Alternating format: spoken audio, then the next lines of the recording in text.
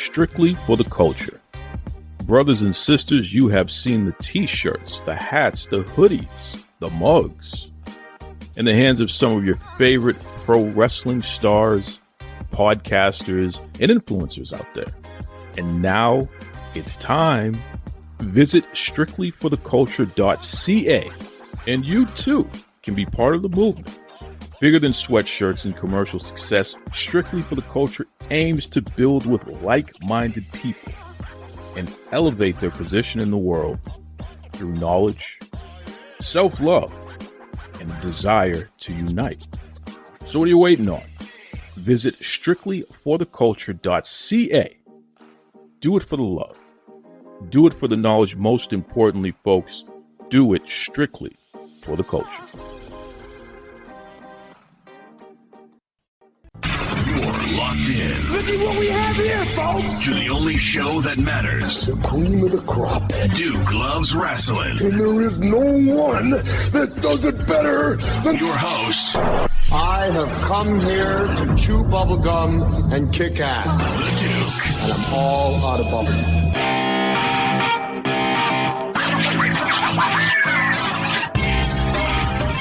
Welcome back to another wonderful edition of the Devon and the Duke podcast. This is a limited edition series hosted by your main man, Duke Loves Rasslin, and of course, the Hall of Famer himself, Brother Devon Dudley. How you doing there, Devon? I'm good. Busy, just doing errands. Bought me some sneakers today and needed them bad, man. I was having holes in the bottom of my shoes. Devon can't go out like that. So we got to ask you this, man. What's your favorite sneaker line that you prefer to wear? Nike, but I bought some Pumas and some nice Skechers. What do you call it? Like track shoes. Really good, really nice. Yeah. I prefer Nike. Yeah, I'm a Nike guy as well because listen, as despite the fact that I am a very tall 5'6", Devon, I'm a very tall guy now. I wear a size 13 shoe. So even in middle school, I was like a size 9 when I was 14 years old. So Right. Nikes have always fit me better than a lot of the other brands. So I always stick with Nike. But it's funny that you mentioned Skechers. Skechers makes some excellent walking shoes. Listen, I tried that shoe on, man. I didn't want to take it off. Yeah. It's like walking on clouds, man. Yeah. Holy cow, it was so nice. Yeah. Now, do you do the insoles as well? Do you mess around with Yeah. that stuff? Good. Yeah. Good. Yeah, Smart after the man. surgery, I realized how important stuff like that is. When you're young and everything works in your body, you don't really think about that. Even though people tell you about it as time goes on, you just don't think about it. Then when you have surgery like I did, and you realize that the shoes that you used to, that you're used to wearing, doesn't really support you the way you thought it did. And how much it really depended on the level of shoes that you got, how your back took to it, or things like that, because you just don't realize how much a sneaker or a shoe can really make a difference in the way you walk and how you feel. The stress that you have on your knees, again, the stress that you have on your back, you really don't realize it. Because again, when you're young and vibrant and you're out there doing your thing, you ain't feeling no pain. You don't know that. Great point. It's funny. I learned that lesson in high school. I was working at a furniture store, and eventually I worked my way up to being a sleep technician. So not just selling mattresses, but learning about sleep and its effects on the body and things like that. And the importance of having the right type of mattress and what that can do to you, depending on all your different aches and pains and pressure points and stuff. So because of that, I started paying more attention to my shoes and making sure every pair of shoe I get, I always get a pair of insoles and put them in there as well. And then I swap those out at least twice a year. Same concept, man. You got to protect your back, got to protect your knees. It matters, especially as we get older. It certainly matters. So that's pretty cool. That's pretty cool. Now, listen, man, you were able to ride out one of the biggest hurricanes that we've had in modern history, huh?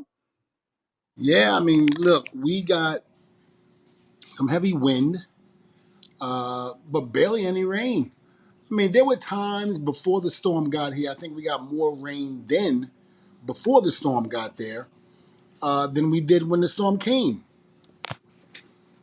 That is fascinating to me. But you know what? You did say, based on where you are down there by Cape Canaveral, that you folks haven't really gotten a major storm in at least 30 years. So I guess it held true for you where you just don't get hit with that stuff. Yeah, that was one of the reasons why they built the Space Center over here on this side, near Cape Canaveral, because of the way for the past 30, 40 years, the earthquakes, the storms, the hurricanes have been coming to Florida. For some reason, it veers away from it. And we did get one back in 2003 where we had three back to back. I mean, literally back to back. I'm not talking a month or 2 months. I'm talking literally within weeks of each other, back to back, where the first one was okay. And the second one tore up Orlando real bad, tore up the beach side of near Cocoa Beach, things like that, and even hit a little bit of Cape Canaveral, but nothing really bad and severe over there. And then the third one that came in barely did anything. So from that point on, I just remember, saying to myself, "Damn," and that was supposed to have been a big hurricane, but it did no damage. I lost, since I've been here in Florida, a palm tree and some shingles off the roof, and maybe some screening. But the position of where I am, it's fantastic, and I feel bad for the people in Tampa on the West Coast side. My heart goes out to you guys. My prayers and thoughts are with you, because living on that side, although it's beautiful, outside of hurricane season, but man, during hurricane season, you are going to have to fear for your life in some aspects, or fear for the property damage and the stuff that's going on. It's so bad in that aspect. And I hate that, because especially on beachside is beautiful in Florida, but you're taking a chance just simply because of how the hurricanes hit. Yeah, for sure. For sure. And all that money going down the drain. I mean, unfortunately, some folks don't even have insurance to Listen, cover against this. you can't even get you can't even buy nice things and make your house look happy if you live on beachside, because during hurricane season it's going to be destroyed. The insurance goes through the roof, which, I mean, you buy beachside property, you got to expect that your insurance is going to be high, just because of the insurance companies are not going to take any chances of every time a hurricane comes, they got to shell out all that money, because guess what? The insurance company loses as well. Yeah. Yeah. That's the they're not built to be giving money away. They're there to make money. So Exactly. that's actually a very good question though. As a pro wrestler, I mean, is that something that you have to disclose to the insurance? And if I'm asking a question that's taboo, then please correct me. But is that something you have to disclose to these insurance company on a personal level? What do you mean, disclose what? That's your profession, pro wrestler, because obviously for anyone who knows what the business is, just like being an NFL player or something like that, you guys are walking away with a lot of damage to your body. So do you find it difficult to get insurance because of the profession? Well, health insurance, yes, but not so much to the point where it's difficult. It's just that the premium that you're going to pay is going to be through the roof a lot of times. But again, it all depends on what insurance you get. As far as home insurance, no, that has nothing to do with anything in terms of that. The only thing that can affect you in terms of your home insurance is where you are located.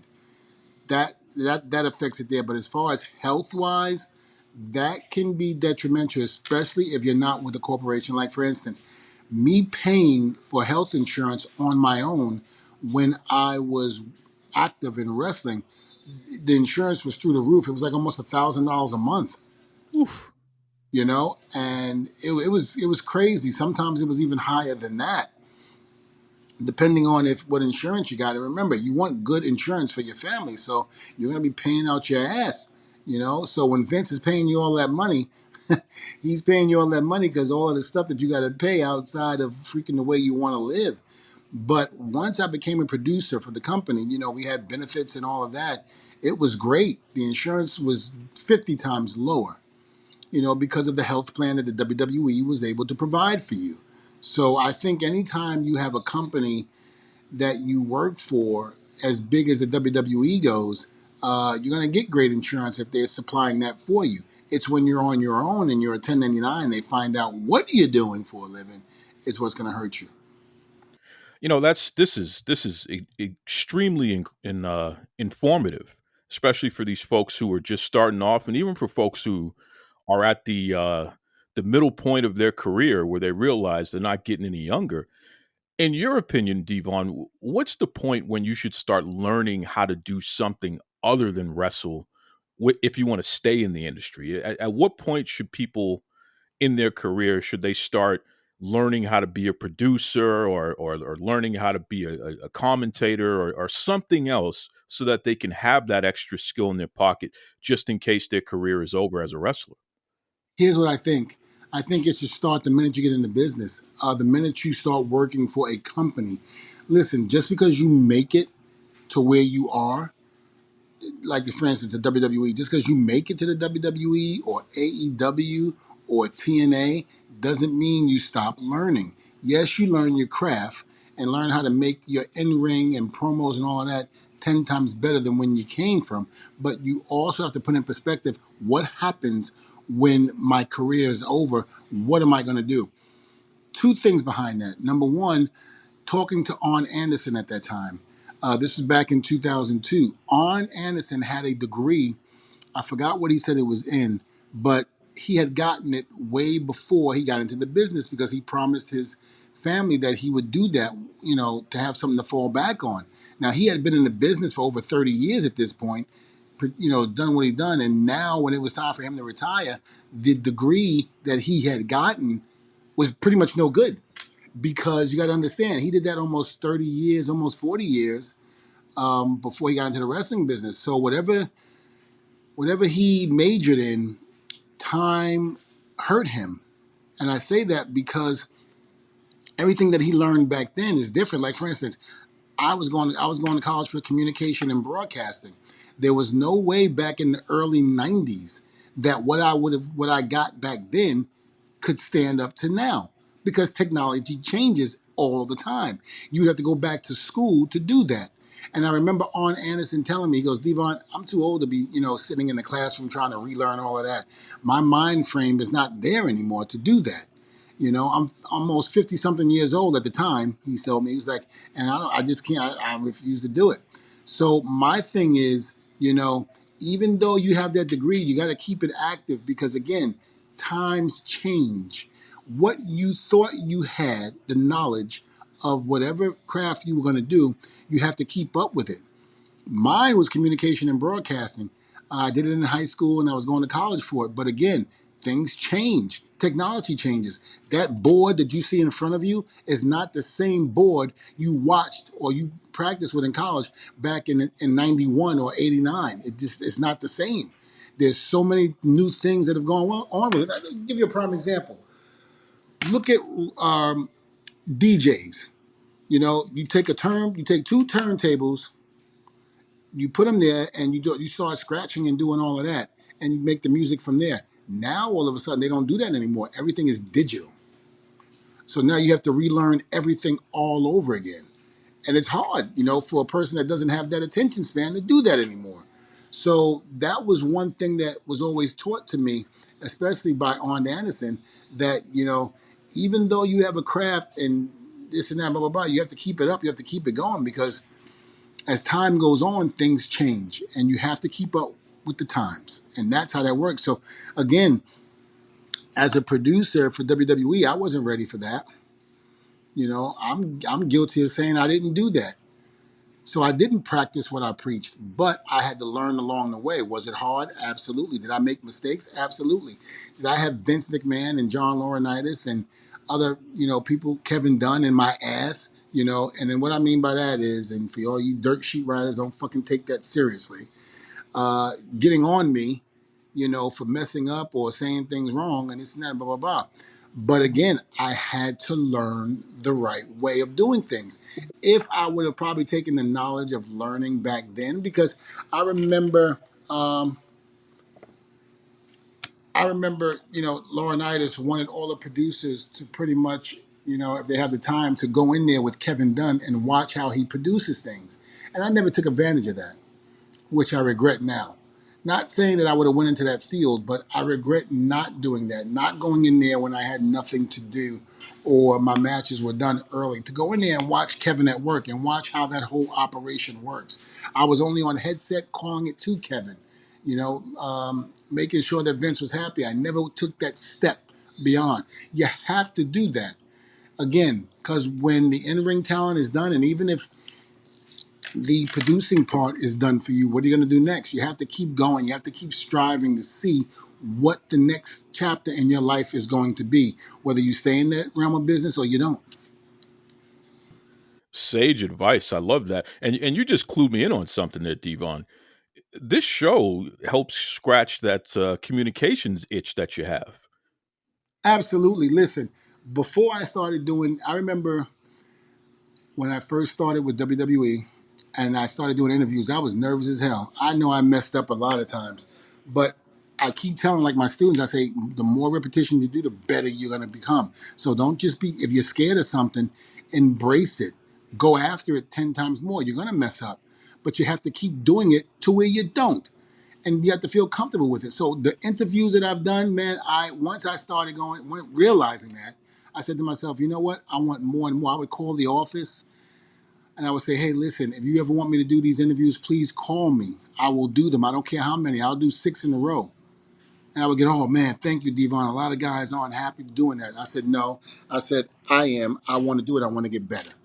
And that helped me to be able to do interviews or even things like when you're doing a Comic-Con or an appearance somewhere and they want you to do a 30-second promo, it helps you to do that as well because it makes you feel comfortable on the radio or even on your phone, on your audio, giving the promo or what have you they want to promote where you're going to be. So it helps out tremendously. So the more I did it, the better I became.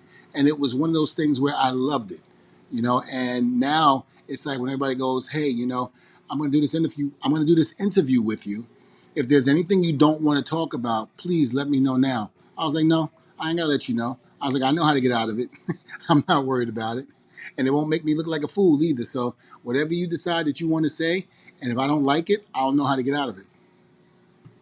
That's good stuff. That's good. Let's keep this train going for a second here because I'm really really curious, and we have a lot of wrestlers who listen to the show.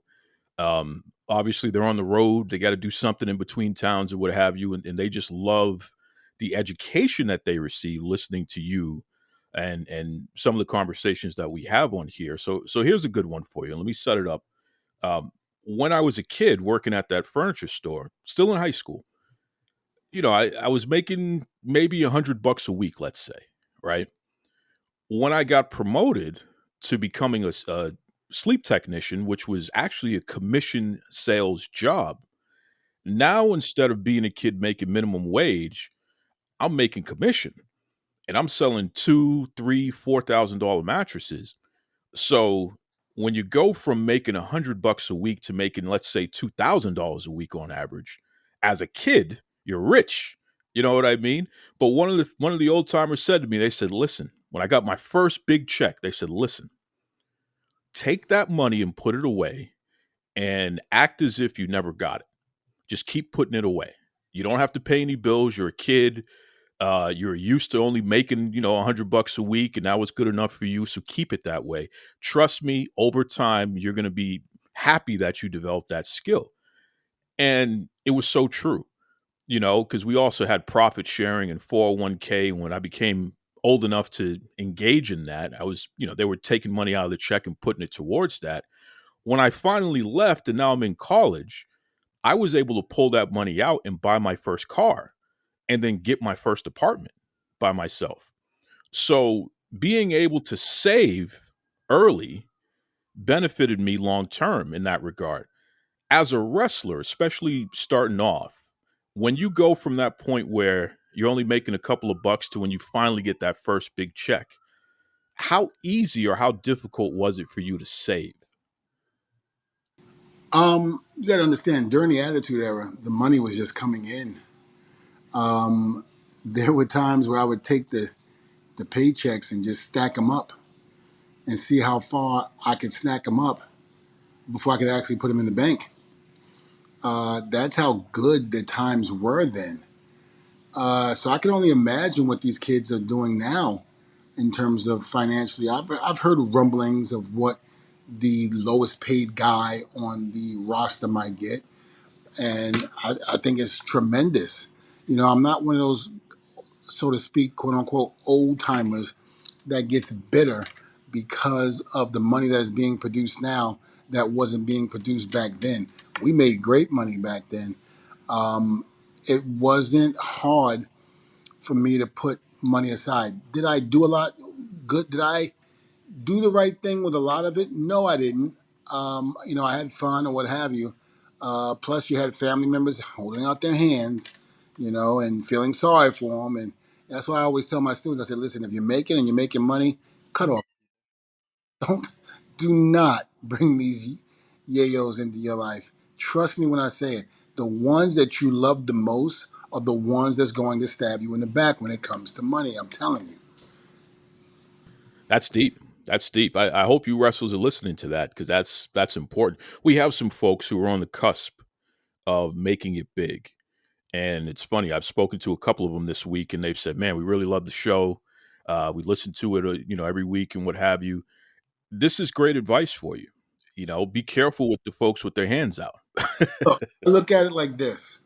When you were down and out, when you would call and ask to borrow money, did they call you back? No. You say, hey, listen, my rent is due on Friday, and I don't know how I'm going to make it. I'm short like $100. Can you please spot me until I get paid again?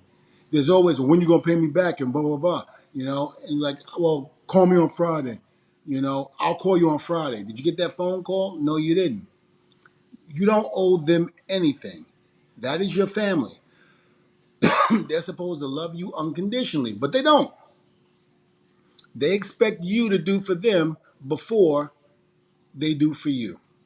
So the bottom line is, if Johnny needs braces, what would have happened if you weren't in the position you were in to be able to help Johnny get those braces? What would they have done? Where would they have gone?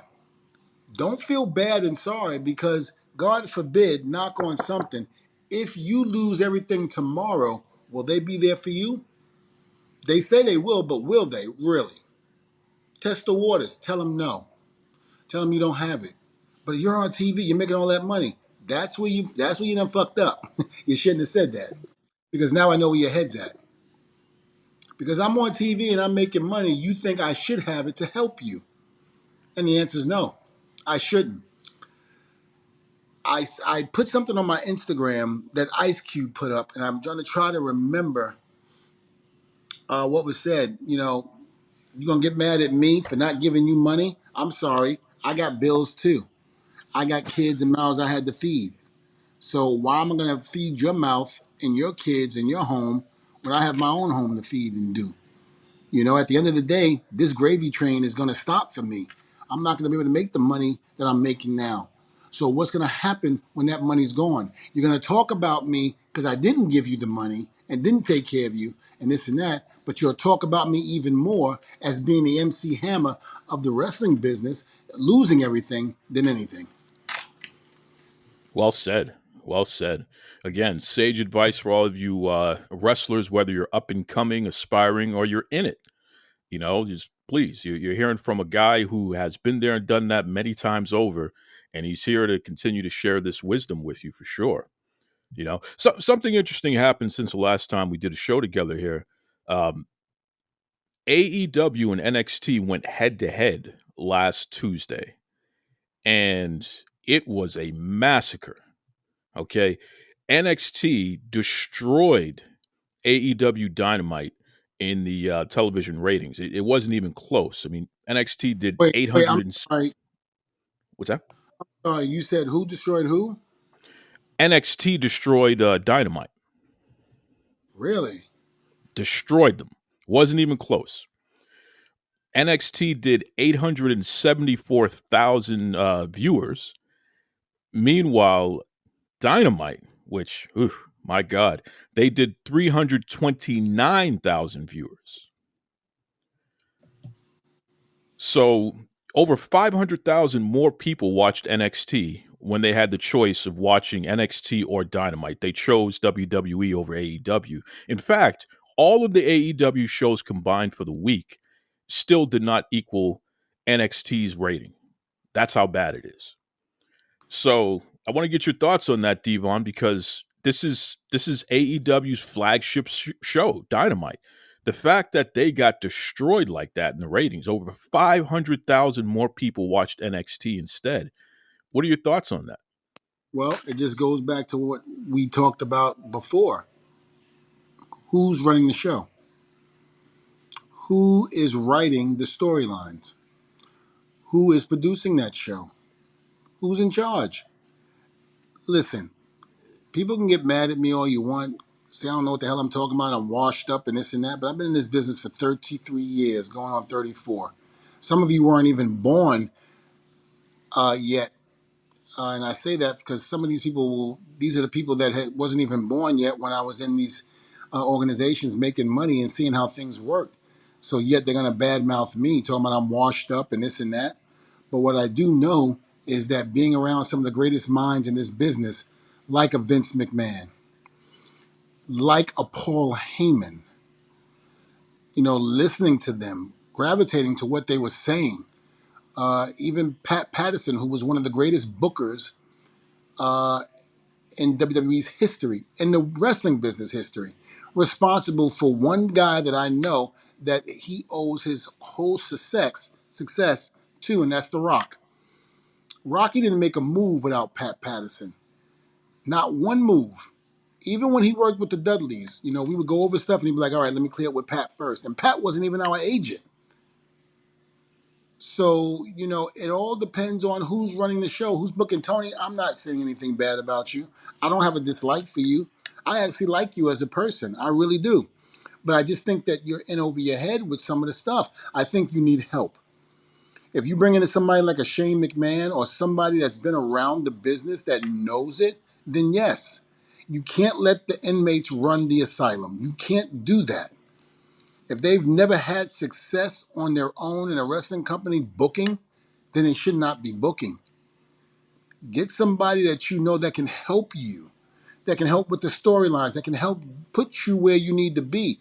You are the second largest company in the world right now. The talent that you have is freaking incredible. I don't really watch AEW, but some of the things I see on social media, I'm amazed. And if you didn't tell me what you just told me, I would have never thought in a million years that NXT would have beat AEW like that. Because from what I see on social media, maybe because I'm just seeing clips and things like that, YouTube, Instagram, Facebook, I'm not seeing the whole thing. There's something wrong. There's something wrong when a developmental company like NXT, who takes nobodies and make them into somebody that can beat a company like AEW. There's something wrong within.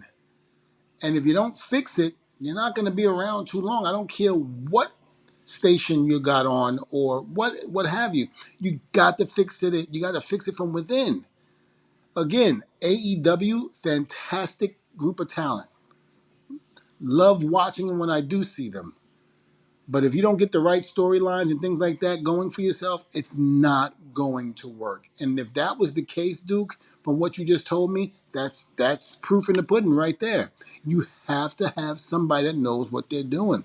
Tony, please, before this company winds up being like another WCW, we don't want that. Nobody wants that. I'm asking you for the love of God to wake up and see what's going on.